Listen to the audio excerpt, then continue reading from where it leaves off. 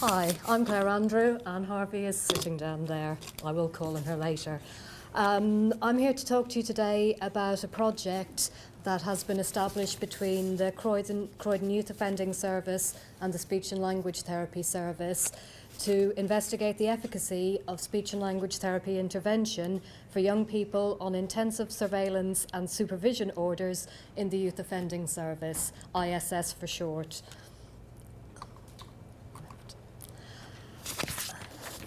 There's been a lot of research into communication difficulties in the last sort of 5 to 10 years, and it's been brought together very nicely in the all-party parliamentary report. I'll just check my reference on this. The all-party parliamentary group on speech and language and communications, the links between speech language communication needs and social disadvantage, which came out earlier this year. Professor Karen Bryan summed it up very nicely, identifying what she called the compounding risks. Early speech and language and communication needs in young children increases the risk of literacy difficulties. This in turn increases the risks of educational difficulties. Hitting adolescence, this again increases the risk of difficulties coping with social interaction with peers, within school and family relationships. And this leads to a risk of behavioural difficulties.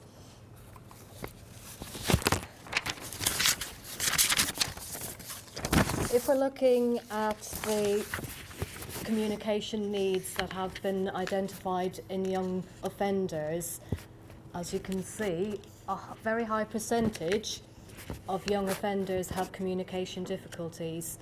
And in the research that has been completed to date, this has been predominantly unidentified communication difficulties.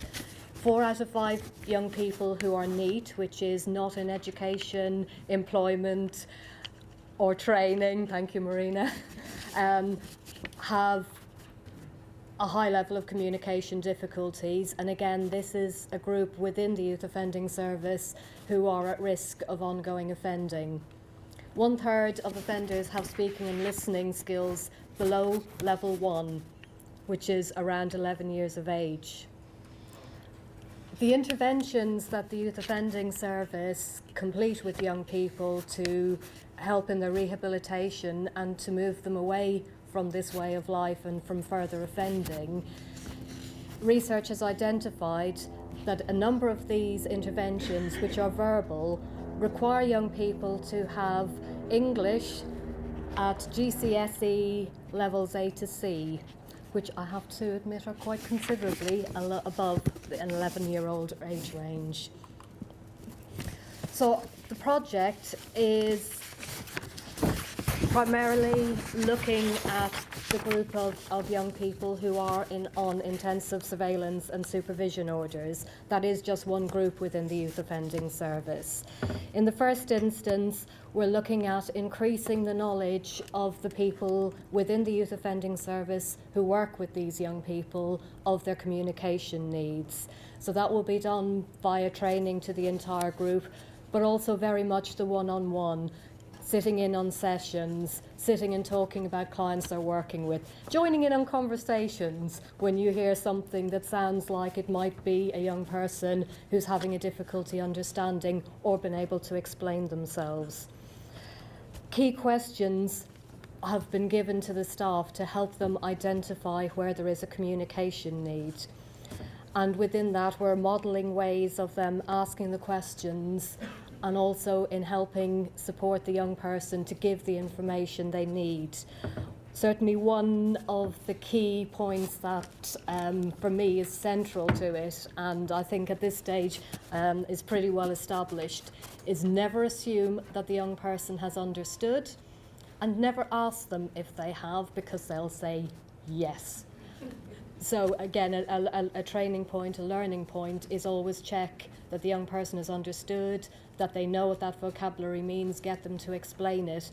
Because if they don't understand what you're trying to say to them, it's going to make it very difficult for them to be able to make changes in their lives. In terms of referrals and screening, for this particular aspect of the work we're doing within the Youth Offending Service, every young person who is on ISS will be referred for a one-off speech and language therapy screening appointment. This is something that they don't get to choose whether or not they do. It is built in as part of the programme that they have to follow. Beyond that, further appointments would be with the agreement of the young person. However, there's the opportunities to discuss with the other people working with the young person if this is really felt to be something that's important. They can be slightly coerced into further appointments. The screening will identify to us what level the young person is understanding. Do they have an understanding of vocabulary? Are they able to provide a simple narrative where they can give key pieces of information in the right chronological order? Do they have an understanding of question terms like who, where, when, why? Bearing in mind, if you can imagine the kind of language you think of when thinking of a lawyer or a barrister speaking in court, just take a minute to think of the kind of language you think they will be using. And then think of a 10 or 11-year-old you know. Are they going to be able to understand and answer and give a good account of themselves with that type of language?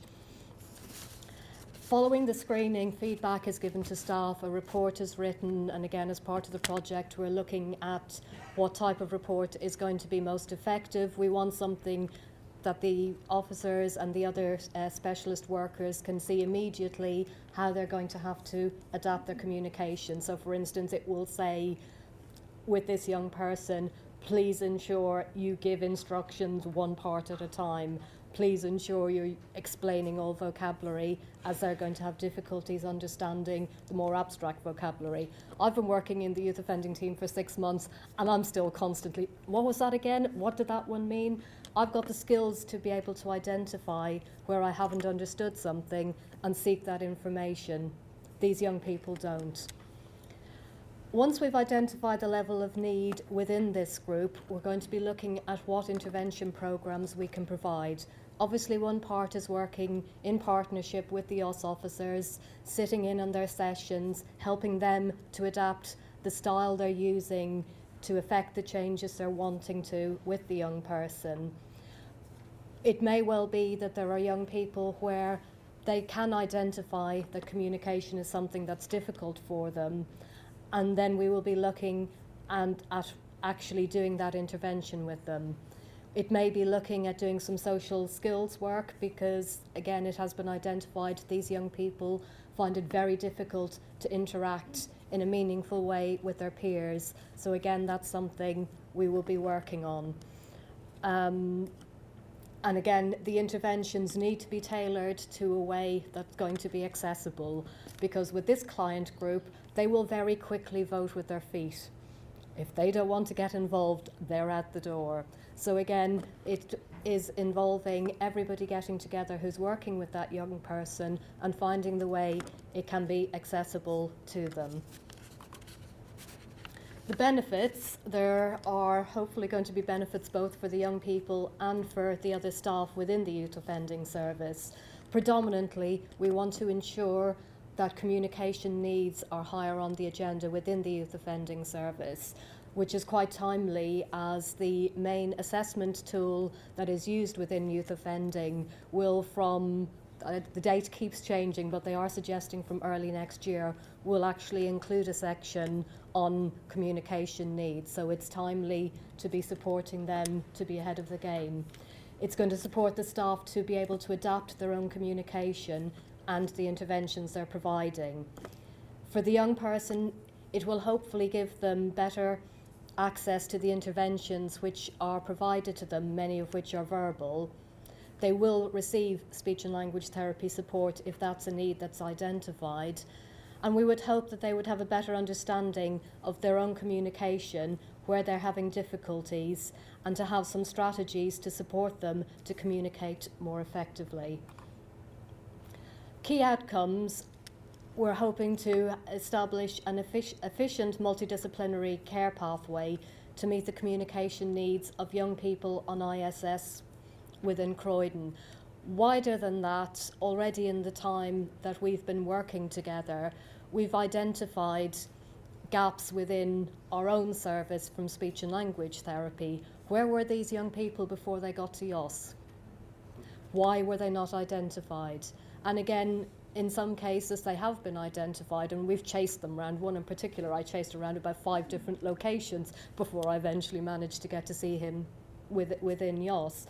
But again, we need to be looking, and that's something that's been a real benefit, is actually seeing where we can modify what we're doing to meet the needs of these young people at an earlier point. Again, this will lead on to better understanding of need, which we will use to inform for joint commissioning. And hopefully we will be able to participate with our colleagues in the Youth Offending Service on more positive outcomes from the interventions they're providing for these young people. Thank you.